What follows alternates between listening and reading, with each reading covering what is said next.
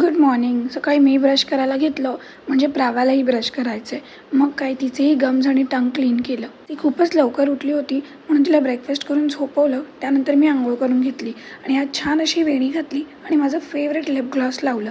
मी सगळं करेपर्यंत प्राव्या उठली आणि उठल्या उठल्या मम्माने आज काहीतरी नवीन ड्रेस घातला आहे ते ती चेक करायला लागली. त्यानंतर आज मी तिला will you be my Valentine असं विचारलं आणि एवढी खुश झाली ती रिंग घालून. थोड्या वेळाने आम्ही दोघी किचनमध्ये गेलो.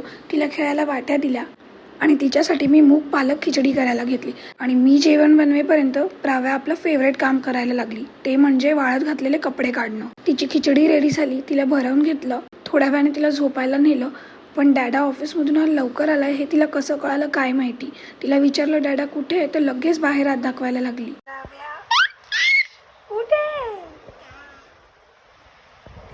तिला बाहेर घेऊन गेले तर लगेच जाऊन तिची खेळणी काढायला लागली. संध्याकाळी काही सामान आणायचं होतं म्हणून आम्ही तिघेही जरा बाहेर पडलो.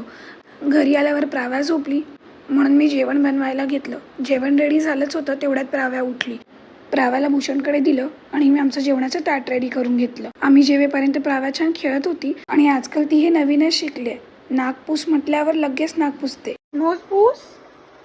तिला झोपवलं आणि किचनभर पसारा होता तो आवरायला घेतला. आय होप तुमचाही दिवस छान गेला असेल. पुन्हा भेटूच उद्याच्या व्लॉगमध्ये.